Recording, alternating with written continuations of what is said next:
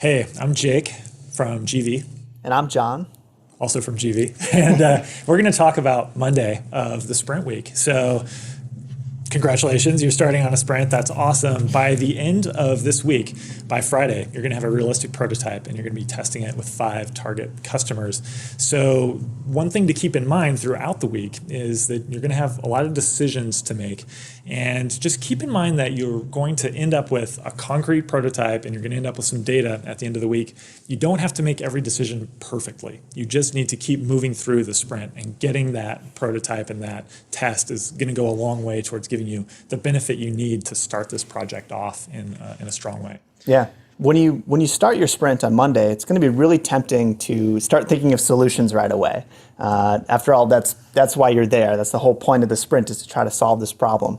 But we think it's really important to slow down a little bit and try to build a foundation first, to have everyone talk about what they know, to sort of share knowledge, and also build a shared understanding of that problem. And that's to make sure that you're not wasting your team's time and effort focusing on the wrong part of the problem. So the way that we do that is to create a map of the problem and to select the specific point on that map that you want to focus on. It can feel a little bit slow to do that because it's basically a full day of talking and writing on the whiteboard, but you'll have to trust us. It's super important. It makes sure that the rest of the week is really fast and really efficient.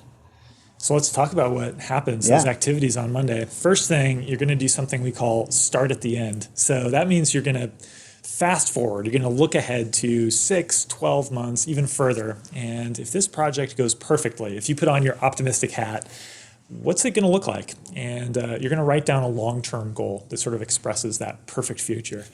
And then you're going to put on your pessimistic hat, or put your optimistic hat on backwards, whatever you prefer. And you're going to list out all the questions, all of the risks, all of the assumptions, all the things that might trip you up and prevent you from getting to that golden future expressed in the long-term goal.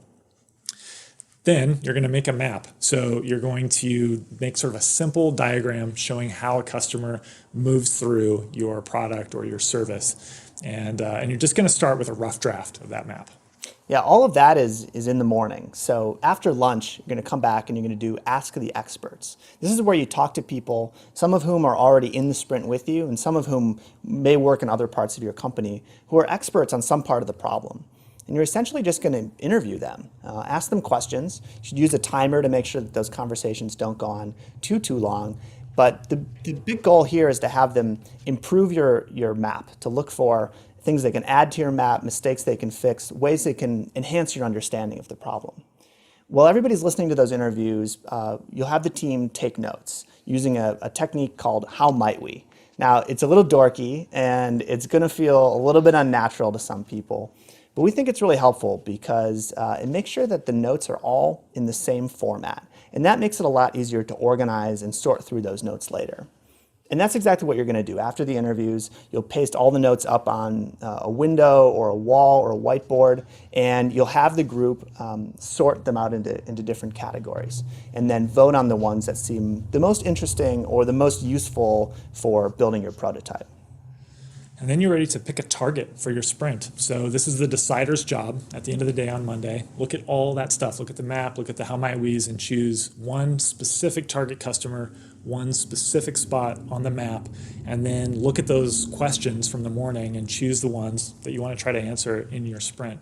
And this sounds really hard, but by the end of the day, Monday, when you've gone through all that information, it's usually pretty easy for the decider to sort of make that call. And then that's it. The information is booted up in everybody's head. The focus of the sprint should be clear to everyone on the team, and you're all ready for Tuesday, when you're going to actually get to start sketching, coming up with solutions. You've set the stage for an excellent sprint.